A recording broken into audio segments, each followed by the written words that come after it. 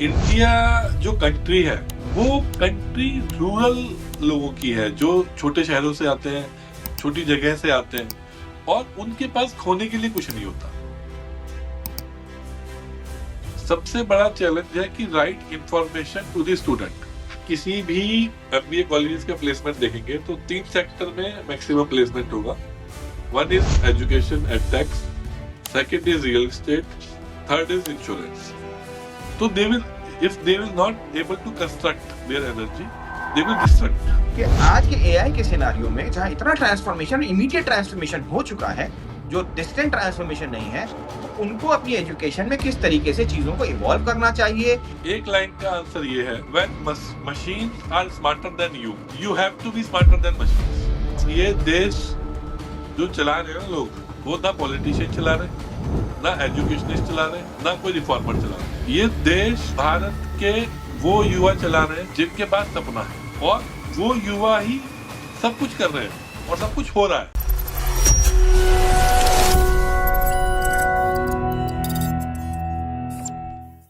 Hello everyone, welcome to this amazing and most informative session of Industry Connect. Industry Connect, the real voice, real insight.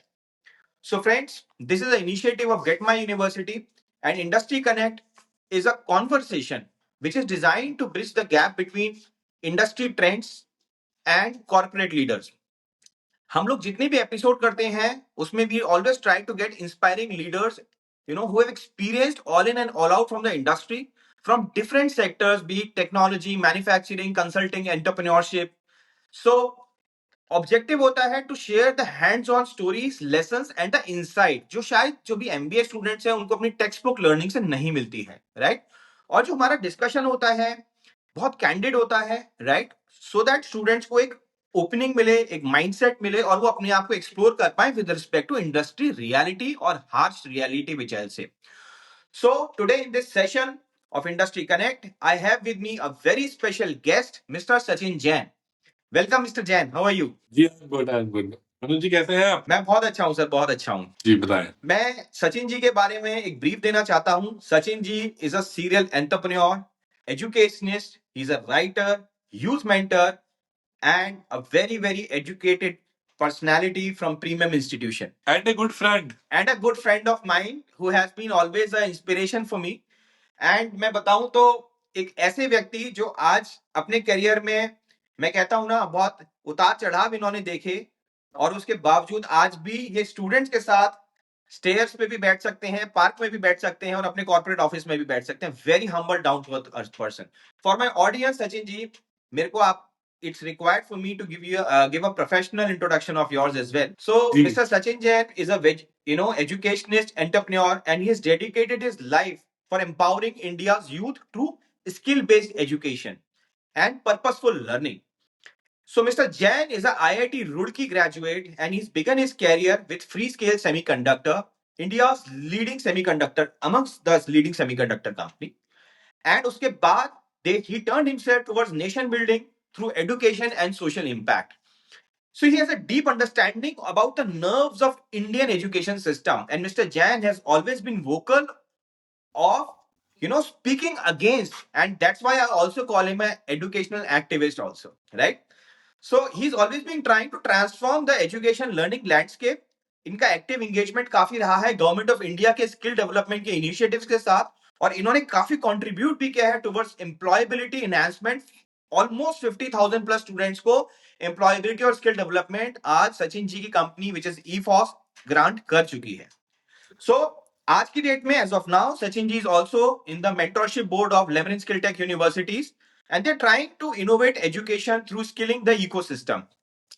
And beyond the professional responsibilities and the assignments he's handling, Mr. Jan is a writer and a poet, and he's always जो भी लिखते हैं is always a reflection of about his strong opinion about science, youth, education through meaningful words. So yes, Mr. Jain का पूरा personal effort भी रहता है, student counselling has always been a passion. So yes, with all this intro, with all this insightful, I would welcome Sachin ji to welcome to our Industry Connect podcast. और I am sure ये podcast बहुत special रहने वाला है क्योंकि हम इसमें बहुत ग्राउंडेड और बहुत बेसिक अप्रोचेस की बात करने जा रहे हैं। Welcome again to this session. तो आपने इंट्रोडक्शन इतना ब्रॉड एंड वाइड दिया, कई बार खुद को भी लगता है कि चलिए हमने इतना काम किया है, but being humble person it's fine. तो बताइए कहाँ से शुरू करेंगे? सचिन जी देखिए, मैं सबसे पहले तो ये जानना चाहता हूं, आज हम सब ने अपनी अपनी प्रोफेशनल जर्नीज पास थ्रू की हैं। As I see your journey, you have traveled through the corridors of one of the premium institutions of India, which we call Indian Institute of Technology, IIT Roorkee. And उसके बाद you have worked in corporate, you have seen the highs of the corporate sector, especially semiconductor sector, जो आज की date में बहुत slang में है और बहुत अपस्किलिंग इंडस्ट्री भी है। एंड फिर आपने एक स्किल डेवलपमेंट पे फोकस किया, जो आपके फोकस से ज्यादा हमारी गवर्नमेंट ऑफ इंडिया का भी फोकस है, जहां आपने 50,000 स्टूडेंट्स को ट्रेन भी किया through your company which is ईफॉस। तो मैं ये जानना चाहता हूँ, ये आपकी जर्नी कैसी रही और इसने आप पर्सनली प्रोफेशनली आपने क्या आपने अभी तक इवॉल्व किया और क्या आपकी ओवरऑल अंडरस्टैंडिंग रही? देखिए, इंडिया जो कंट्री है वो कंट्री रूरल लोगों की है, जो छोटे शहरों से आते हैं, छोटी जगह से आते हैं, और उनके पास खोने के लिए कुछ नहीं होता। They just start their journey, और उस जर्नी में वो आगे बढ़ते जाते हैं। तो जैसे आपने बोला कि पोएट, कि रास्ते कितने चला मैं मंजिल को पाने को, और मैं यूं ही चलता रहा और दूरियां बढ़ती रही। जब मैं 12th क्लास में था तो मेरा सपना था कि एक इंजीनियरिंग कर लूं, और वो इंजीनियरिंग जब मिल गया तो वो सपना था कि आईआईटी से कर लूं। फिर आईआईटी भी मिल गया, फिर उसके बाद सपना था कि एक कॉर्पोरेट जॉब कर लूं। उससे ज्यादा नहीं था, उतना ही था। पर वहां पे हम एक और स्टेप आगे बढ़ गए। बट जब वहां पहुंच गए तो एक और सपना क्रिएट हो गया। वहां पे फिर एक क्रिएट सपना हो गया कि यार, एक हमने ब्लॉग शुरू किया मैंने 2008 में। तो उसमें स्टूडेंट का रिस्पॉन्स आने लगा, वो जवाब देने लगे। उस टाइम इंटरनेट की एक्सेस बहुत कम थी, क्वेश्चन बहुत कम थे, इन्फॉर्मेशन बहुत कम थी। तो वहां से एक सपना शुरू हुआ कि चलो यार, एक बड़ा कुछ करते हैं और इन लोगों के लिए प्लेटफॉर्म तैयार करते हैं। तो that motivates me to come into एक और नेक्स्ट स्टेप, एक और एंटरप्रेन्योरशिप जर्नी। उस जर्नी में जब तक आप बाहर रहते हो सपना देखना आसान होता है, पर आने के बाद स्ट्रगल रहा, काफी चीजें रही। और हम लोग थोड़ा वक्त से मुझे लगता है पहले थे। हमने 9-10 में एम्प्लॉयबिलिटी की बात करनी शुरू कर दी, प्राइवेट एजुकेशन की रिफॉर्म की बात करनी शुरू कर दी। हमने बोला कि एक कॉमन प्लेटफॉर्म होना चाहिए। काफी चीजें हमने जो आज इम्प्लीमेंट हो रही है, आज से 10 साल बाद, वो हमने 2008-2009 में बात करना शुरू किया। और वहां से हम आगे बढ़े। फिर हम लोग स्किल मिशन चालू हुआ, सरकारें चेंज हो रही थी, एम्प्लॉयबिलिटी में लोग बातें करने लगे। तो हम लोग उसका पार्ट बन गए उस मिशन का, और 8-9 ईयर्स हमने गवर्नमेंट के साथ गवर्नमेंट के प्रोजेक्ट्स किए, और कम से कम 2 लाख लोगों को हमने ट्रेनिंग एंड प्लेसमेंट्स किया। वहां से फिर हमारे को एक रियलाइज, और इसके अलावा हायर एजुकेशन में भी हम जुड़े रहे, तो हमें को ये रियलाइज हुआ कि सबसे बड़ा जो चैलेंज है इकोसिस्टम का, सबसे बड़ा चैलेंज है कि right information to the student. Everybody is selling their product, everybody is selling their own concept, but जो स्टूडेंट को चाहिए वो किसी को नहीं पता। स्टूडेंट की रिक्वायरमेंट क्या है, उसको किस तरीके से किया जा सकता है, सब हार्ड पुश कर रहे हैं। एजुकेशन मार्केटिंग की जो कॉस्ट है फॉर द सर्टिफिकेट कोर्सेज और diploma courses is around 40% marketing cost. अगर मैं हायर एजुकेशन की बात करूं तो 15-20% है, which is very huge. Let's say 10 lakh का एक प्रोग्राम आप बेच रहे हो इंजीनियरिंग का, उसमें 2 lakh rupees only for the marketing you are spending. Yes. This number is very very huge. All the institution in India right now running as a event management company, उनके लिए इवेंट ही important है। और वो event किस लिए है? वो event है एडमिशन के लिए। तो majority of their funds goes to the admission process. और वहीं कंपटीशन है, क्लटर्डनेस है, सैचुरेशन भी है, right? Yes. और ओवर स्पेंडिंग हो रखी है इंडस्ट्री में। तो क्यों है वो? क्योंकि प्रोडक्ट फिट नहीं है। जैसे आलू का चिप्स होता है, अब 100 कंपनियां आलू का चिप्स बना रही है, देयर इज नो डिफरेंशिएशन। तो उसको बेचने के लिए आपको हार्ड मार्केटिंग करना पड़ेगा। पोटैटो चिप्स मार्केटिंग बोलता हूं मैं, इसलिए एजुकेशन इंडस्ट्री की जो मार्केटिंग है, it is kind of potato chips marketing. कि एक बड़ा इन्होंने रैपर बनाया जो बहुत चमकीला है, बहुत शाइनिंग है, ब्राइट है, और उसको बेच रहे हैं। उसको बेचने के लिए दिस जो भी चाहिए वो यूज कर रहे हैं। पर जब उस रैपर को हम खोलते हैं तो 80-90% उसमें हवा निकलती है और थोड़े से चिप्स निकलते हैं।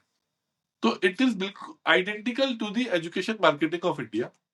और उसको लेके सबसे ज्यादा प्रॉब्लम कहाँ हो रही है? तो इंडिया का जो अगर यूथ है उसको हम 3 सेगमेंट में डिवाइड कर सकते हैं। एक सेगमेंट है 8 to 10% पीपल टॉप एंड, जो अपना कंपटीशन कर रहे हैं, तैयारी कर रहे हैं, फैमिली बैकग्राउंड भी अच्छा है, उनके पास अपॉर्चुनिटी है, एक्सेस है। एक सेगमेंट है लोअर 40%, जिसको बहुत ज्यादा एजुकेशन का वो नहीं है, वो अपना उसको अपनी जीविका चलानी है या कुछ करना है, और उसमें से कुछ 1-2% है जो टॉप 1% के लिए जा सकते हैं। और एक जो बीच का जो 40% एक सेगमेंट है, वो सेगमेंट है जिसके पास थोड़ा पैसा भी है, जिसके पास थोड़ा एस्पिरेशन भी है, जिसके पास ड्रीम्स भी है। और हम लोग सब उसी सेगमेंट से निकले हुए लोग हैं। यस। हमने उस सेगमेंट से निकल के अपने को, अपनी जनरेशन को, आने वाली जनरेशन को चेंज किया है। तो जब हमने इस बात को शुरू किया तो हमने ये रियलाइज किया कि यार, everybody is selling their product, nobody is thinking about the user. तो हमने कंपनी बनाई ईफॉस, which is education future one stop, where we are negotiating the opportunity with the people. हमने अभी रिसेंट में गवर्नमेंट ऑफ बिहार के साथ एक एमओयू साइन किया, जहां पे स्किल डेवलपमेंट का पूरा प्रोग्राम जो है हमने रीडिफाइन कराया है। अभी वो पायलट फेज में है, चल रहा है वो। अगर वो सक्सेसफुल होता है तो एक पूरा नया एक ऑप्शन देंगे विच इज स्टूडेंट फ्रेंडली। ऐसे ही मैं एजुकेशन की बात करूं तो पिछले 5 सालों में हमने हायर एजुकेशन में एनईपी का इम्प्लीमेंटेशन पे काम किया, और most of the experiment done in India in last 5 years under the skill universities, under the name of skill based higher education, we are part of it. Sachin ji, इसी पे एक सवाल जी आता है, आपने एनईपी का जिक्र किया, जी तो बहुत इंपॉर्टेंट एस्पेक्ट है कि आज जितने भी हमारे इनिशिएटिव्स हैं, be government of India, be it ministry of skill development, या हमारी न्यू एजुकेशन पॉलिसी है जो फोकस करती है कि हमें स्किल पे, तो there is a lot of buzzword around skill skill skill skill, but still हम लोग ग्रो नहीं कर पा रहे हैं। इंडस्ट्री कहती है कि हमारे पास जॉब्स की कमी नहीं है, but we are not getting skilled employees, right? On the contrary, employees कहते हैं कि हमें जॉब के लिए companies, there is a lot of mismatch. तो मैं ये जानना चाहता हूं कि ये मिसमैच क्यों आ रहा है इंडिया में, और इंडिया अभी तक इतने टाइम तक इतना फोकस होने के बावजूद हम इसको कहीं ना कहीं लेवल अप क्यों नहीं कर पाए हैं? देखिए, बहुत इंपॉर्टेंट क्वेश्चन है ये, और मुझे लगता है कि मैं राइट फिट आदमी भी नहीं हूँ इस क्वेश्चन का आंसर करने के लिए, एज राइट। पर माई एक्सपोजर। बट जितना भी मैं आंसर करूंगा, with due respect to all the policy makers, all the stakeholders, all the big education player, हमने भी छोटा काम किया, थोड़ा काम किया, पर मैं उसके हिसाब से ही मैं बड़ा अपने को बहुत छोटा मानते हुए मैं आंसर करूंगा। बात थोड़ी बड़ी है तो मैं थोड़ा रुक के बोल रहा हूं, इसलिए कि एजुकेशन पॉलिसी को तीन, जो न्यू एजुकेशन पॉलिसी है उसके 3 अलग अलग आयाम है। एक आयाम ये कहता है कि मल्टी डिसिप्लिनरी आप कर सकते हो, आप म्यूजिक भी सीख लो, उसका भी क्रेडिट मिल जाएगा, आप आर्ट्स के साथ साइंस पढ़ लो, साइंस के साथ आर्ट्स पढ़ लो, इंजीनियरिंग के साथ कॉमर्स पढ़ लो। एक आयाम तो ये है। एक आयाम उसका ये है कि आपकी जो एजुकेशन का क्रेडिटाइजेशन हो जाएगा, कि आप अलग अलग जगह से क्रेडिट ले सकते हो। और मतलब जैसे आपने कोई ऑनलाइन कोर्स कर लिया आपके कोर सब्जेक्ट में, एक आप ऑफलाइन कर रहे हो, दोनों को मिलाओगे जब भी आपको डिग्री मिल जाएगी। तो उसमें क्या है कि प्राइवेट यूनिवर्सिटी सिस्टम में ऑलरेडी इतना कंपटीशन है कि they are not very very open to this. तो इस पे अभी बहुत ज्यादा प्लेटफॉर्म भी रेडी नहीं है, तो इट इज गोइंग ऑन। तीसरा जो सबसे महत्वपूर्ण आयाम है न्यू एजुकेशन पॉलिसी का, वो है कि by the industry, for the industry end of the industry. Of the industry. तो जहां पे इंडस्ट्री के लोग पढ़ाएं, इंडस्ट्री के लोग बताएं कि हमें क्या चाहिए, इंडस्ट्री के लोग ही उसको डिलीवर करें, और इंडस्ट्री में ही बच्चा जाके कंज्यूम करे।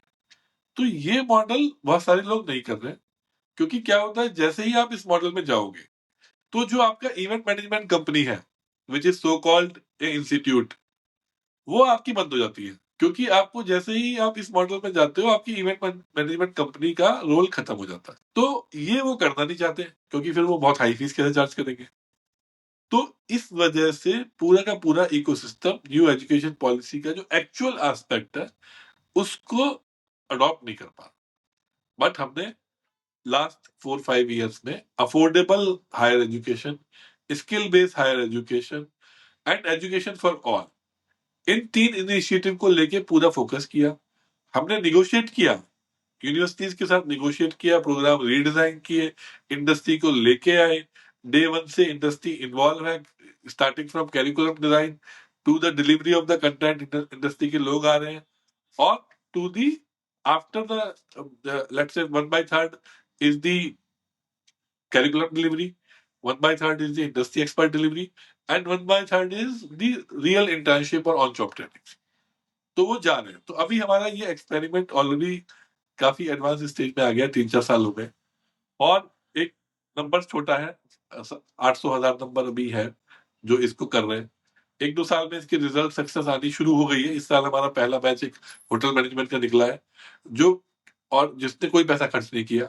During the study they earned also, और आज कंप्लीट होने के बाद they are working in leading hotel as a big hotelier position, जहां पे उस पोजीशन पे पहुंचने के लिए जनरल कॉलेज के स्टूडेंट को 6-7 लाख खर्च करने पड़ते हैं, उसको एक टाइम लगाना पड़ता है। मेरे को क्या लगता है ना, वाइल जी आई एम, मेरा जितना भी इंटरेक्शन हुआ, इंडस्ट्री कहती है कि हमें बहुत जेनरलिस्ट नहीं चाहिए।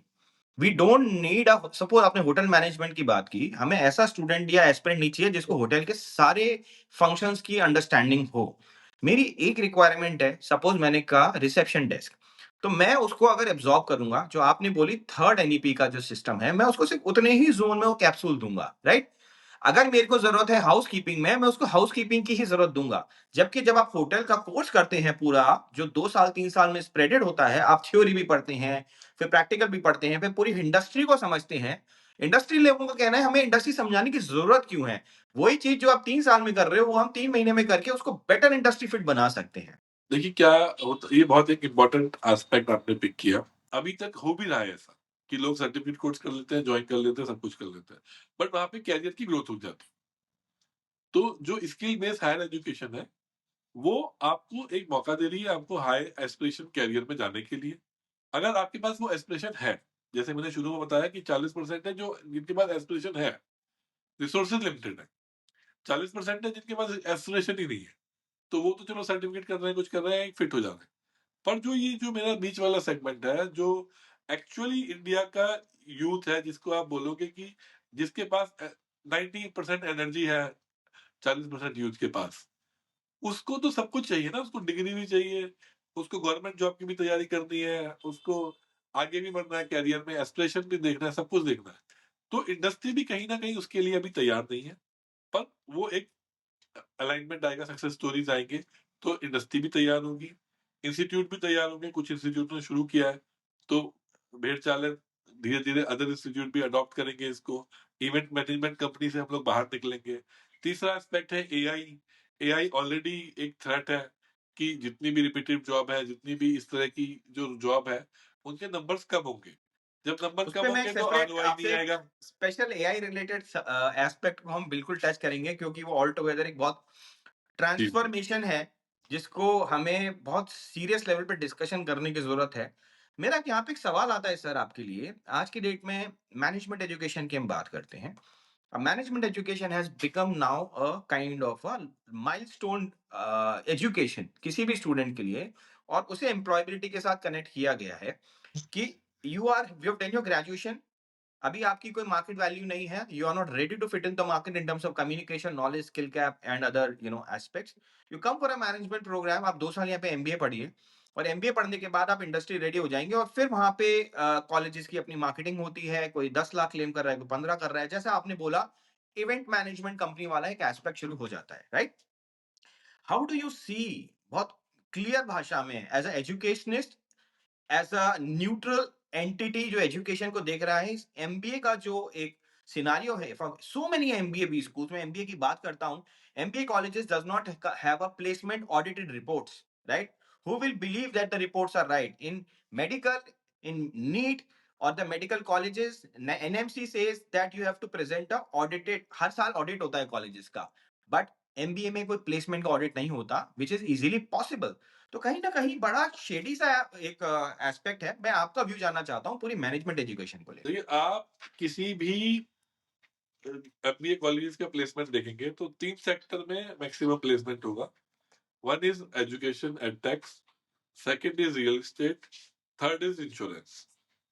और इन 3 के 20 ऑफर लेटर आप चैट जीपीटी को डाल दीजिए और वो आपको सच्चाई सारी बता देगा कि package 7 lakh, 8 lakh, 9 lakh, 10 lakh, salary 25,000, 30,000, 35,000। In in hand hand salary इतना नहीं ही आ रही। आना है, इन हैंड नहीं आएगा, बाकी सब पर्क्स, इंसेंटिव, दिस दैट और दिखा के पैकेज बनाए गए हैं। और ये वही है ना कि केवल रैपिंग पर काम हो रहा है, कंटेंट पे काम नहीं हो रहा। सब लोग रैपिंग बनाने में लगे हैं। आप समझिए बड़ा सिंपल है, जो रियल मार्केट में जॉब है, एसएमईज में एमबीए के लिए जॉब है, वो स्टार्टिंग फ्रॉम 30,000 से 80,000, 90,000 तक जाती है। और उस 30,000 के लिए तो आप बच्चा तैयार करो। ये लोग 15 लाख लेके, 10 लाख लेके भी 30,000 के लिए बच्चा तैयार नहीं कर रहे। अभी मैंने लास्ट वीक में कुछ इंटरव्यूज लिए एमबीए स्टूडेंट्स के और पीजीडीएमबी स्टूडेंट्स से, उसमें जो लगभग 9 लाख रुपए खर्च कर रहे हैं, 6-6.5 लाख फीस है उनकी, 3 लाख हॉस्टल में खर्च कर रहे हैं, और 1.5 साल में उनको कोई केस स्टडी नहीं कराया गया। 6.5 लाख फीस लेने के बाद भी 1.5 साल में उनको एआई के बारे में वो बता नहीं पाए, ऑपरेशन का कोई प्रोसेस नहीं बता पाए एंड टू एंड की कैसे होगा। And I was shocked. मुझे उम्मीद था कि कम से कम चलो एमबीए वाले नहीं बता पाएंगे जिनकी फीस 3 लाख है, पर जिनकी 6.5 लाख है वो तो बता पाएंगे। पर एक भी 14 स्टूडेंट आई टेक, और एक अच्छे प्रीमियम कॉलेज के बच्चे थे। तो ये चैलेंज एक चल रहा है। इस चैलेंज का है कि डिमांड करना पड़ेगा स्टूडेंट को, और पेरेंट्स को डिमांड करना पड़ेगा कि हमको एम्प्लॉयबिलिटी चाहिए। अब उस इवेंट मैनेजमेंट में क्या हो गया, डिमांड ही खत्म हो गया। डिमांड इसलिए खत्म हो गया कि एक पैकेजेस दे दिए जाते हैं, ऑफर दे दिए जाते हैं, बच्चा फिर इंडस्ट्री में जाता है, रियलिटी समझ आती है, फिर वो अपने स्ट्रगल में लग जाता है। जो और उसका जो फीडबैक मैकेनिज्म जो जाना चाहिए सिस्टम को, वो नहीं जाता, और वो उसको कैप्चर करने वाला भी कोई नहीं है, क्योंकि कैप्चर करेगा मीडिया, और मीडिया ऑलरेडी इन सबके बट जो इसमें मुझे लगता है सचिन जी कि हमारी जो रेगुलेटरी बॉडीज हैं, बीट एआईसीटी, बीट यूजीसी, जो टेक्निकल एजुकेशन को गवर्न करते हैं, अल्टीमेटली अगर हमारे देश के हजारों बच्चे एक मैनेजमेंट प्रोग्राम या किसी भी प्रोग्राम के लिए जाते हैं और बाद में उनको कहीं ना कहीं एक स्मोक स्क्रीन नजर आती है, तो ultimately it's a national loss. It's a national loss of crores and crores of Indian money और इंडियन मिडिल क्लास मनी। तो रेगुलेटर की क्या आपको नहीं लगता कोई स्ट्रॉन्ग देखिए, रिस्पॉन्सिबिलिटी बनती है? रेगुलर की तो बहुत सारी पॉसिबिलिटीज है। आज एक यूनिवर्सिटी भारत की जो काफी बड़ी यूनिवर्सिटी है, मैं नेम नहीं लूंगा यहाँ पर, उसने 30,000 एडमिशन लिए और उसको एआईसीटी के अप्रूवल की जरूरत नहीं है।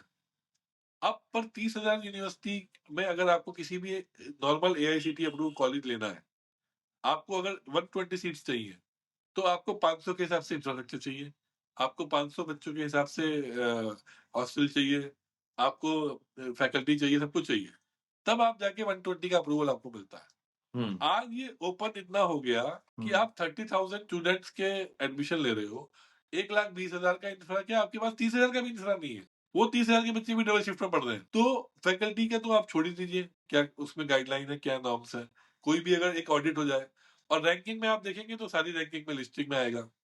तो ये तो एक पॉलिसी लेवल मुझे लगता है कि क्राइसिस है, जिसपे अगर हम जाएंगे तो we will be at zero.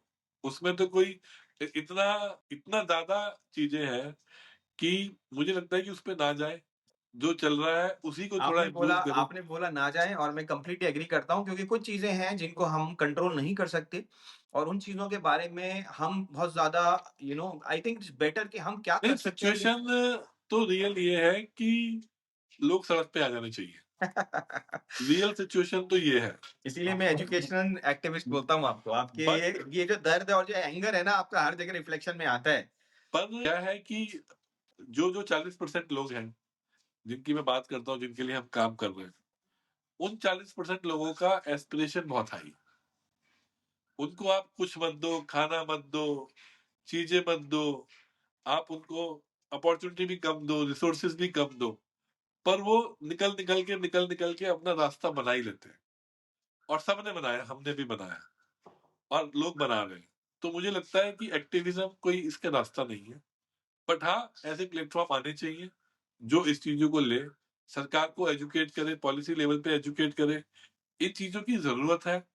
और वो अब आने वाले टाइम में तो और ज्यादा जरूरत है। जी। जहां पर 100 आदमियों का काम एक आदमी करेगा, एआई। तो एआई 1000 आदमियों का काम एक आदमी करेगा, तो तो मुझे वहां ये पर बताइए, जैसे आज की डेट में हमारी लाइफ में भी एआई बहुत इंटरनल पार्ट हो गया है, और मतलब with in very short time, मैं बोलूंगा पिछले तो क्या 3 महीने आप से रियल 6। हैं? आप एआई तो नहीं है ना? मैं एआई नहीं हूँ, मैं रियल हूँ। आप देखिए ऐसा मैं, भी हो सकता है कि पता लगा मैं एआई से बात कर रहा हूँ।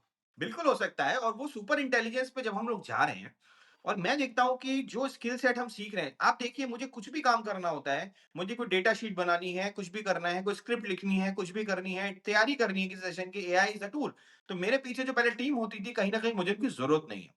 अब अब हो यही गई। मैं बात करता हूँ, ये जो एमबीए ग्रेजुएट्स हैं जो पढ़ के आ रहे हैं, ये सवाल उनकी तरफ से मैं लेके चलना चाहता हूँ कि आज के एआई के सिनेरियो में जहाँ इतना ट्रांसफॉर्मेशन, इमीडिएट ट्रांसफॉर्मेशन हो चुका है, जो डिस्टेंट ट्रांसफॉर्मेशन नहीं है, तो उनको अपनी एजुकेशन में किस तरीके से चीजों को इवॉल्व करना चाहिए, किन स्किल सेट पे फोकस करना चाहिए, किस माइंडसेट पे फोकस करना चाहिए, और सिमिलरली कॉलेजेस को भी अपनी करिकुलम को किस लेवल पे इंटीग्रेट करना चाहिए, इसके बारे में बताइए।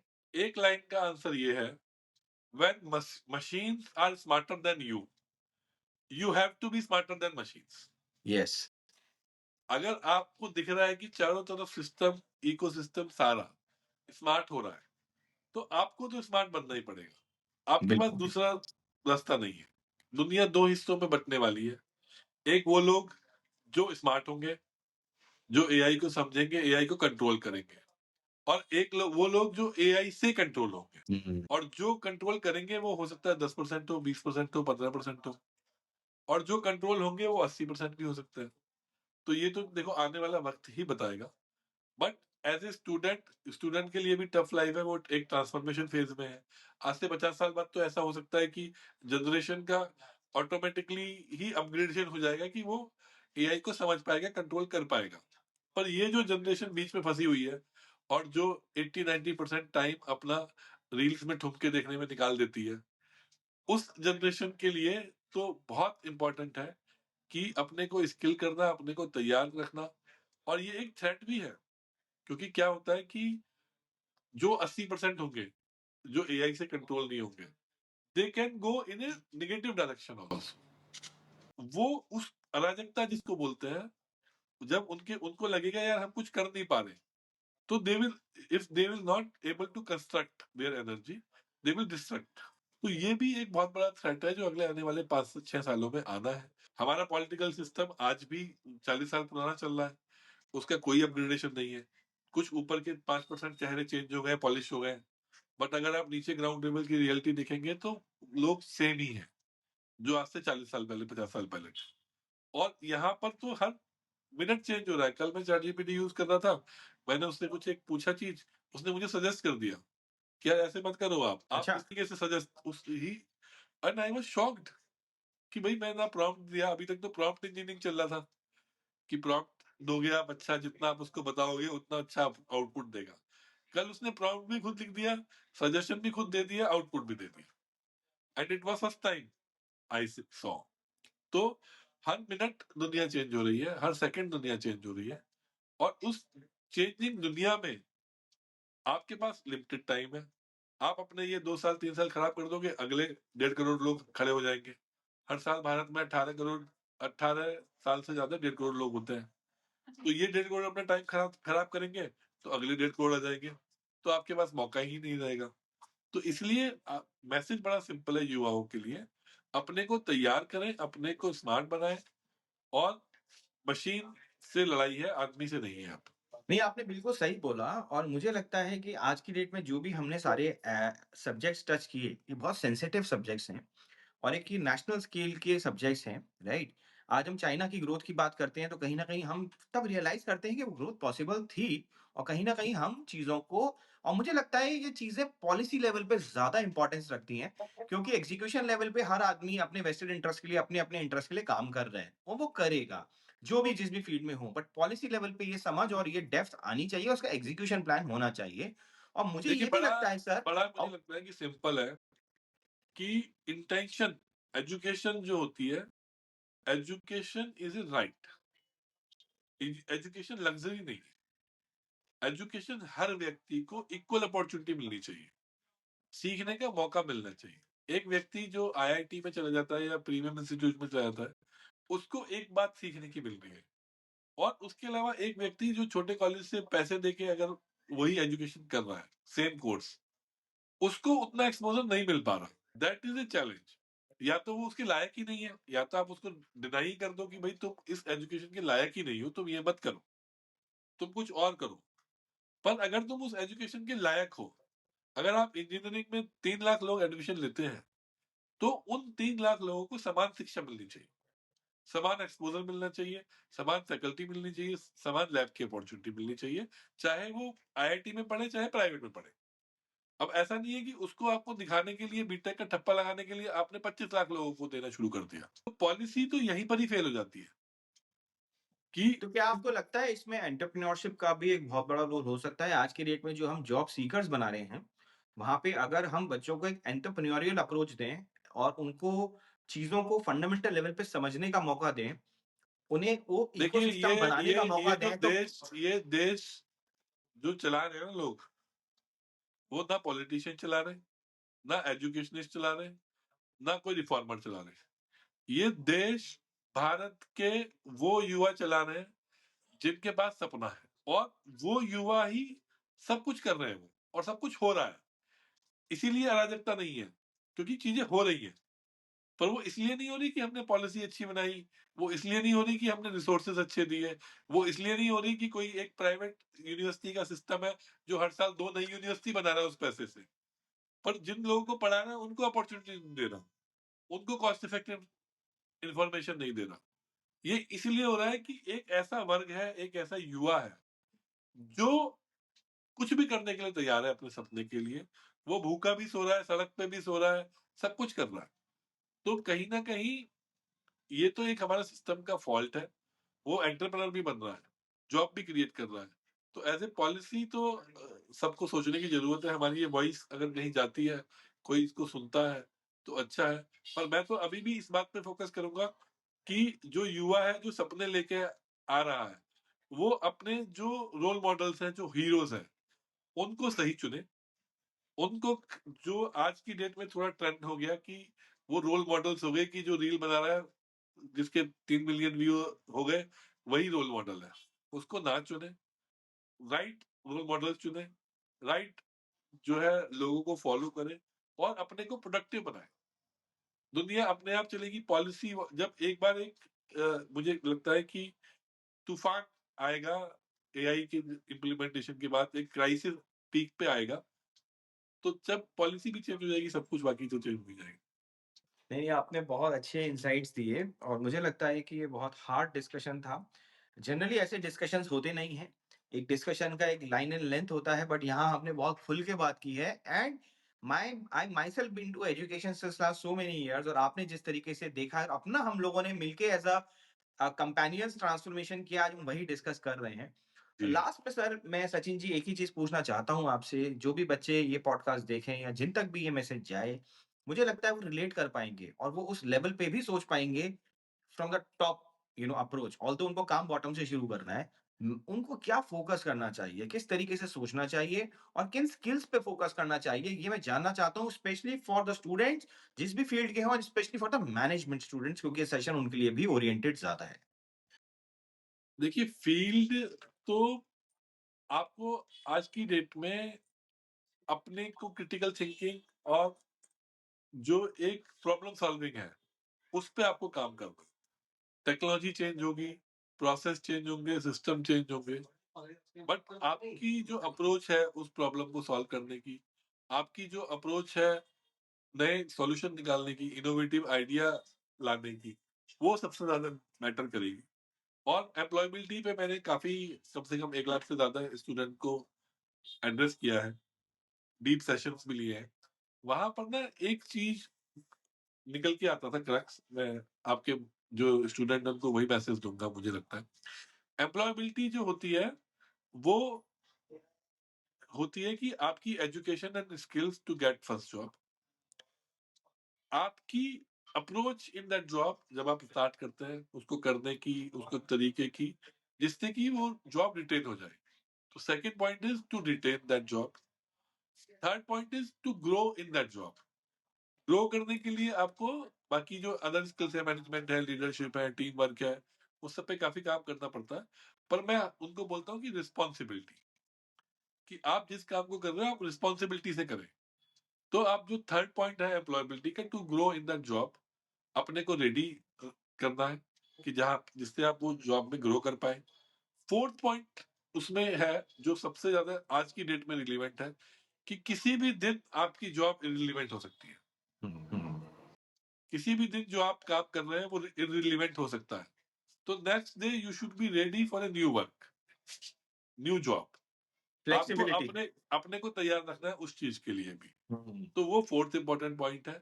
और in today's time fifth important point भी इसमें ऐड होगा। मैं आज पहली बार ही इसको ऐड कर रहा हूँ आपके चैनल पे, कि आप अपने को जॉब क्रिएटर भी आपको बनाना है, आपको अपने को इंडिपेंडेंट भी बनाना है, कि आपके पास इतनी सिस्टम प्रोसेस की नॉलेज हो कि आप एज ए इंडिपेंडेंट भी पैसे कमा पाए विदाउट जॉब। इतनी अपॉर्चुनिटी मार्केट में है। तो ये पांचवा इंपॉर्टेंट पॉइंट एम्प्लॉयबिलिटी का भी सभी लोगों को ऐड करना चाहिए अपने साथ। तो ये मुझे लगता है कि बहुत हमने वाइड टॉपिक पे बात की। बहुत से ऐसे टॉपिक है जो हमारे लिए एज ए, क्योंकि हम कोई पोजीशन होल्ड नहीं करते हैं सरकार में कहीं पर, तो उतना हम लोग डिटेल में नहीं कर पाए बात। पर अच्छा लगा आपसे बात करके। सचिन जी, बहुत बहुत धन्यवाद, थैंक यू वेरी मच। आपने इतना दिल से वाली बात बताई और इतनी क्लैरिटी दी, और मुझे लगता है जो भी स्टूडेंट जिस भी फील्ड में, स्पेशली मैनेजमेंट स्टूडेंट, एमबीए आप कहाँ से कर रहे हैं, कैसे कर रहे हैं, क्यों कर रहे हैं, सब सेपरेट है। सबसे पहले समझिए रियलिटी क्या है, इकोसिस्टम क्या है, जिस इकोसिस्टम में आपको फाइट करनी है, 1 दिन, 2 महीने, 1 साल नहीं, अक्रॉस योर लाइफ फाइट करनी है। और जो स्पेशली आपने लास्ट के 5 प्रिंसिपल्स बताए थे ना, ये स्टूडेंट्स के लिए नहीं है, इनफैक्ट ये उन लोगों के लिए भी हैं जो प्रोफेशनल ग्रोथ में कुछ अचीव करके बैठे हैं और बिल्कुल। आज इनसिक्योरिटी फील कर रहे हैं। यूएस H1B वीजा चेंज कर देता है, इंटरनेशनल इकोसिस्टम चेंज हो जाता है, यहाँ आ रहे हैं because they don't have any other aspect to go. और एस्पिरेशन और एक्सपेक्टेशन इतनी हाई है कि वो लो एक्सपेक्टेशन पे सेट नहीं होना चाहते, और कहीं ना कहीं बहुत बड़ा एक बर्स्ट आ जाता है इस पूरे प्रोसेस में।